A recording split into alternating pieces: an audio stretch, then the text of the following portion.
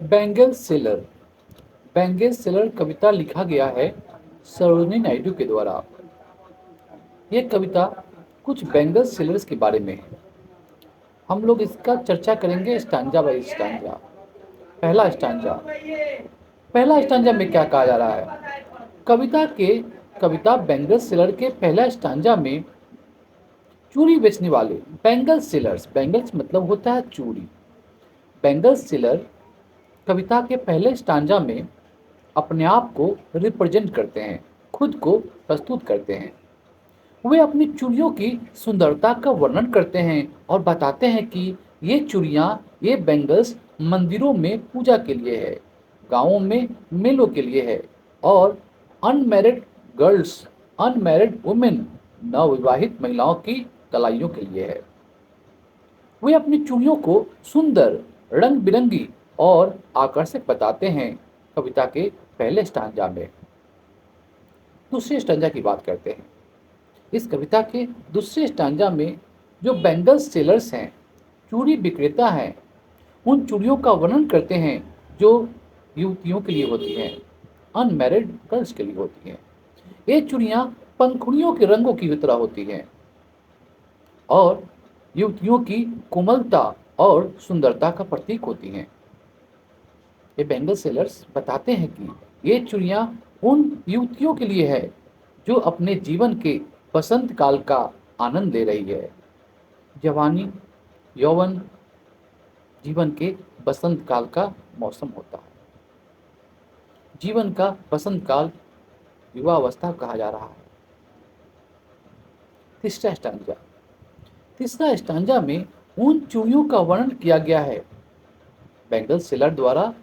तीसरा स्टांजा में उन चूड़ियों का वर्णन किया गया है जो शादीशुदा महिलाओं के लिए होती है, मैरिड वुमेन के लिए होती है।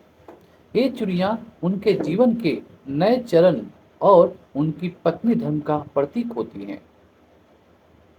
वे इन चूड़ियों को अपनी जिम्मेदारियों और प्यार के प्रतीक के रूप में अपनी कलाइयों में पहनती हैं। बात कर रहे हैं शादीशुदा महिलाओं के लिए।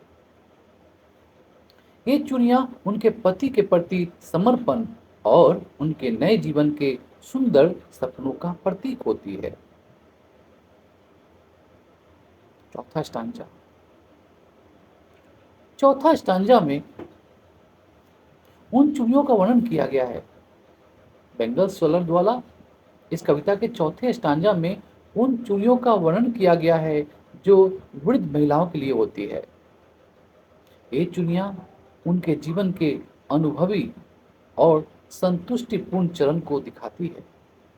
वो जीवन में बहुत सारा अनुभव हासिल किए हैं और अपने जीवन में जो चाहा है वो प्राप्त किया है, वो संतुष्ट है, वो सेटिस्फाइड है। यही बात को ये चूड़ियाँ दिखाती हैं। वे अपने परिवार और बच्चों की खुशियों का आनंद लेती हैं और इन चूड़ियों को अपने संतुष्टि और शांति का प्रतीक मानती है। इस स्टांजा में यह दिखाया गया है कि महिलाएं अपने जीवन के विभिन्न चरणों में विभिन्न प्रकार की चूड़ियों को अपनाती है, अपनी कलाइयों में पहनती है।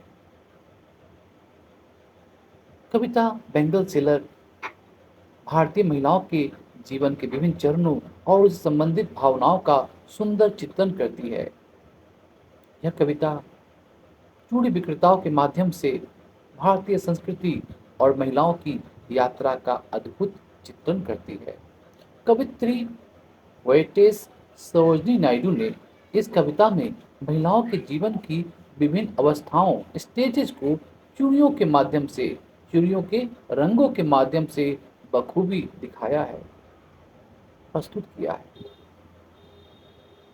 प्रथम स्टांजा में वे चूड़ी विक्रेताओं की आवाज को व्यक्त करती हैं जो अपने चूड़ियों की सुंदरता का बखान कर रहे हैं।